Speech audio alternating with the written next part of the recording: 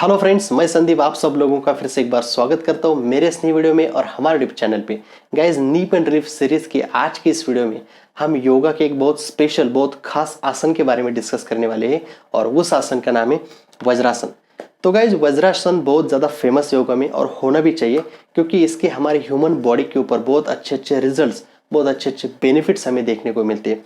अब वज्रासन फेमस है गाइज, वो उसके सबसे बड़े बेनिफिट के लिए, और वो है उसका डाइजेशन सिस्टम का बेनिफिट। तो गाइज, आपने काफ़ी बार देखा होगा, आपने भी किया होगा, जब लोग रात को खाना खाते या फिर जब भी हम खाना खाते उसके बाद काफ़ी लोग वज्रासन में जाके बैठते। कुछ लोग 10 मिनट, 15 मिनट, 20 मिनट तक वज्रासन में जाके बैठते। अब ये वज्रासन जो होता है हमारे डाइजेशन सिस्टम को इम्प्रूव करने के लिए बहुत ज़्यादा हेल्प करता है। अब ये हो गया उसका एक पार्ट। अब गाइज, एक चीज़ भी होती है, किसी भी चीज़ को, चाहे फिर वो अच्छी हो या बुरी हो, किसी भी चीज़ को हम बहुत ज़्यादा ओवर यूज़ कर लेते हैं, उसका एक्सेसिव यूज़ कर लेते हैं, तो वो चीज़ हमेशा हमारे बॉडी के लिए हार्मफुल होती है। तो आज की वीडियो में हम यही देखने वाले हैं कि क्या वज्रासन हमारे नी जॉइंट के लिए अच्छा है या बुरा है। जो लोग वज्रासन करते हैं उनको नी पेन हो सकता है या नहीं हो सकता। या काफ़ी बार लोगों को सवाल होता है कि जिन लोगों को नी पेन होता है क्या उन्होंने वज्रासन करना चाहिए या नहीं करना चाहिए। तो आज के इस वीडियो में हम इन सारे सवालों का जवाब आपके साथ डिस्कस करेंगे। तो वीडियो को ज़रूर देखिए, शेयर कीजिए, क्योंकि ये वीडियो उन लोगों के लिए इंपॉर्टेंट है जिनको नी पेन हो रहा है, और उन लोगों के लिए भी इंपॉर्टेंट है जिनको नी पेन नहीं हो रहा है और जो नी पेन से बचना चाहते हैं। तो इस वीडियो को जरूर शेयर कीजिए। जब भी लोग नी पेन के ट्रीटमेंट के लिए हमारे पास आते हैं, चाहे फिर स्पोर्ट्स मसाज थेरेपी हो या फिर मेडिकल योगा थेरेपी हो, तो उसमें जब भी हम उनका कंसल्टेशन करते हैं तो एक चीज़ हमेशा हमें कॉमन देखने को मिलती है कि लोग वज्रासन करते हैं डाइजेशन के लिए। अब गाइज, इसलिए मैंने सोचा कि ये वीडियो बना कि आप लोगों के साथ भी डिस्कस कर लूँ कि वज्रासन से हमारे नी जॉइंट के ऊपर क्या क्या इफेक्ट आते हैं, नी जॉइंट के साथ उसका एंकल जॉइंट के ऊपर भी क्या क्या इफेक्ट आते हैं, और उससे हमें नी पेन हो सकता है या नहीं हो सकता। तो इस वीडियो में हम यही सब डिस्कस करेंगे। तो चलते और देखते कि वज्रासन से हमारे नी पेन के ऊपर उसके क्या क्या इफेक्ट आते हैं। तो गाइज, अभी जिस पोजीशन में मैं बैठा हूँ इसको बोलते हैं वज्रासन का पोजीशन, वज्रासन का आसन। अब आप में से काफ़ी लोग जानते होंगे इसका एक्चुअल पोस्चर, इसमें कैसे बैठना होता है, किस वे से बैठना होता है, उसके बारे में हम डिस्कस नहीं करेंगे।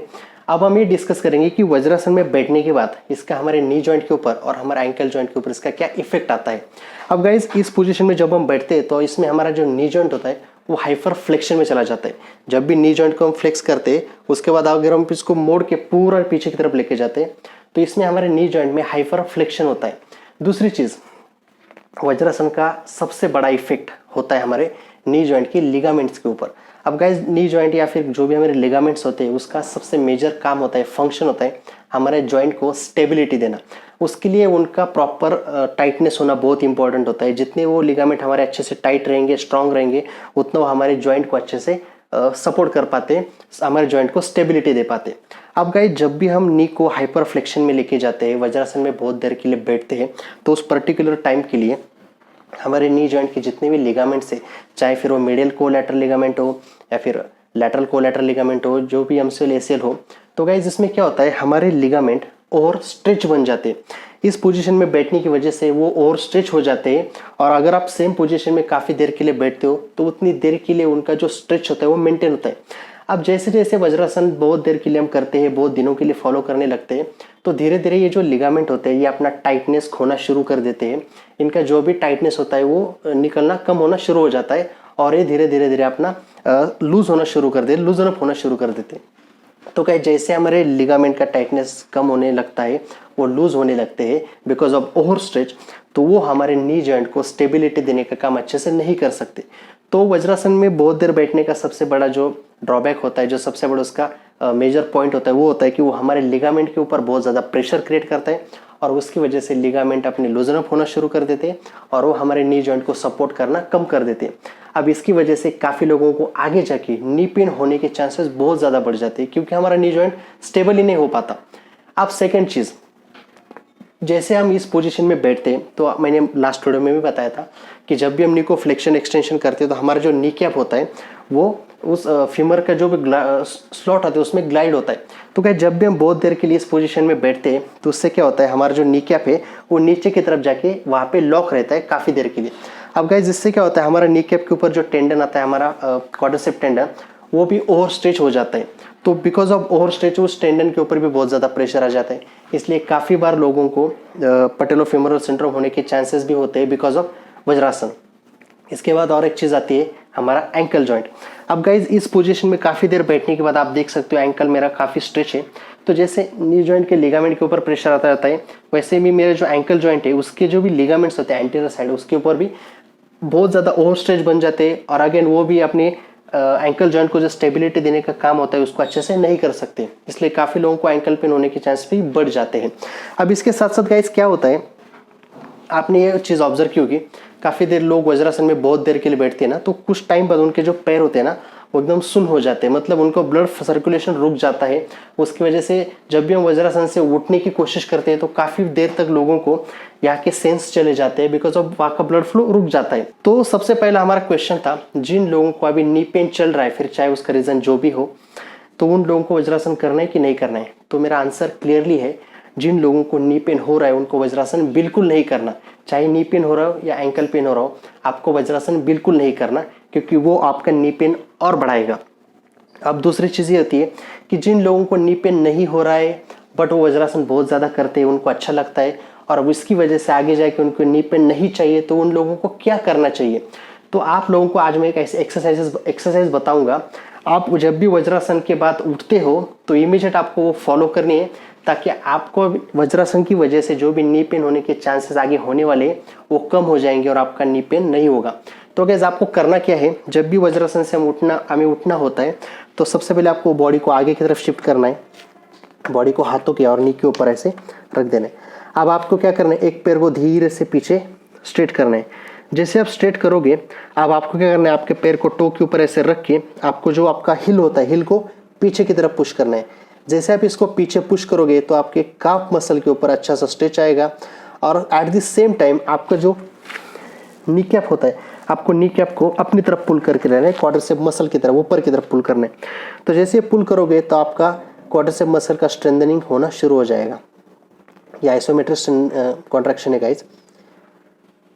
And relax. अब धीरे से दूसरे पैर को सीधा करना है। अब इससे क्या होता है गाइज, वज्रासन में बहुत देर बैठने के बाद हमारे जो भी मसल के ऊपर प्रेशर आ जाता है, लिगामेंट के ऊपर प्रेशर आ जाता है, वो सब यहाँ पे रिलीज हो जाता है। काफ को स्ट्रेच करना है और आपको बहुत अच्छे से यहाँ पे रिलीफ यहाँ पे फील हो जाता है आफ्टर वज्रासन। And relax. तो ये करना है गाइज, जब भी आप वज्रासन से उठते हो तो आप ये टेक्निक ज़रूर फॉलो कीजिए। आप देखिए आपको कितना रिलीफ महसूस होता है। सेकेंड चीज़ क्या होती है, वज्रासन में बैठने के बाद हमारा जो एंकल होता है उसमें दो मूवमेंट बहुत ज़्यादा देखने को मिलते हैं। एक होता है प्लांटर फ्लेक्शन, दूसरा होता है डॉर्सिफ्लेक्शन।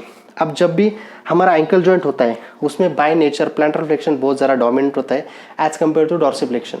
अब इस पोजीशन में हमेशा हम बैठने की वजह से हम और प्लांटर फ्लेक्शन को डोमिनेंट बना रहे हैं। फिर उससे क्या होता है, जब भी उसके जो भी मसल्स प्लांटर फ्लेक्शन के लिए चाहिए होते हैं और जो मसल डॉर्सिफ्लेक्शन के लिए चाहिए होते हैं, तो इनमें इम्बैलेंस होना शुरू हो जाता है। जैसे इनमें इम्बैलेंस बढ़ जाता है तो काफ़ी लोगों को इसकी वजह से एंकल पेन होने के चांसेस बढ़ सकते हैं। तो गाइज ये था हमारा ओवरऑल डिस्कशन कि वज्रासन के पोजीशन में हमारे नी जॉइंट के ऊपर उसके क्या क्या इफेक्ट आते हैं, एंकल जॉइंट के ऊपर क्या इफेक्ट आते हैं, इससे हमें क्या क्या प्रॉब्लम फेस करने पड़ते हैं। तो गाइज सबसे पहला पॉइंट था, वज्रासन हमें नी पेन हो तो करना चाहिए कि नहीं करना चाहिए। तो अगर आपको नी पेन हो रहा है तो आपको वज्रासन बिल्कुल नहीं करना। सेकेंड पॉइंट, जिन लोगों को नी पेन नहीं हो रहा है बट वो वज्रासन करना चाहते हैं, तो उनके लिए मैंने ऑलरेडी एक टेक्निक बताई है कि जैसे वज्रासन से आप इमीडिएट उठते हो तो आपको एक पैर सीधा करके अपने काफ मसल को स्ट्रेच करना है और साथ ही में आपको नी कैप को पुल करके रखना है। तो ये टेक्निक आप डेली फॉलो करो। जब भी आप वज्रासन से उठते हो तो इसको फॉलो कीजिए। इससे आपके जो भी नी के ऊपर प्रेशर बनता है, एंकल के ऊपर प्रेशर बनता है, वो इमीडिएट रिलीज हो जाता है। तीसरा पॉइंट ये था कि अगर नी पेन से हमें आगे जाके बचना है तो उसके लिए हमें और क्या करना चाहिए। तो उसके लिए मैंने काफ़ी सारे वीडियो बना के चैनल पे अपलोड कर दिए हैं। उसमें हमें नी जॉइंट को स्ट्रेंथनिंग करने के लिए कौन से एक्सरसाइजेस करनी चाहिए उसके बारे में डिटेल में डिस्कशन किया है। तो आप वो वीडियो जाके ज़रूर देखिए, उसमें आपको सारे पॉइंट क्लियर हो जाएंगे। तो गाइज आई होप जो भी इन्फॉर्मेशन मैंने आज आपको देने की कोशिश की कि वज्रासन क्या होता है, उसके हमारे नी जॉइंट के ऊपर और हमारे एंकल जॉइंट के ऊपर उसके क्या क्या इफेक्ट हमें देखने को मिलते हैं और कैसे हम नी पेन से बच सकते हैं। तो गाइज इसके बाद और एक चीज़ मैं आपको बताना चाहता हूँ कि हमारा जो योगा है उसमें बहुत बड़ी ताकत है गाइस। अगर आप योगा कर रहे हो तो उसके आपके लिए बहुत अच्छी बात है। अगर आप योगा नहीं कर रहे हो तो आप योगा ज़रूर शेयर कीजिए, क्योंकि योगा से हमारा फिजिकल बॉडी तो डेवलप होता ही है बट उसके साथ साथ हमारा स्पिरिचुअल बॉडी, हमारा माइंड काफ़ी ज़्यादा डेवलप होता है। Pranayama, basic yoga posture, basic yoga asanas हमारे बॉडी के लिए बहुत इंपॉर्टेंट है। काफ़ी सारे रिसर्च हमें बताते हैं कि अगर आप योगा डेली फॉलो करते हो तो आप काफ़ी सारी बीमारियों से बच सकते हो, आपके लाइफ को, आपके बॉडी को बहुत ज़्यादा हेल्दी रख सकते हो। तो गाइज हमारे सारे क्लाइंट को हम ज़रूर योगा सजेस्ट करते हैं। आप लोगों को मैं बताऊंगा कि आप ज़रूर योगा कीजिए। रोज़ पॉसिबल नहीं है तो एटलीस्ट ऑल्टरनेट डे कीजिए और आपके बॉडी को, आपके फैमिली को सारे परेशानियों से, बॉडी पेन से दूर रखिए। तो गाइज मिलते हैं अगले वीडियो में ऐसे किसी नए टॉपिक के साथ। तब तक के लिए टेक केयर।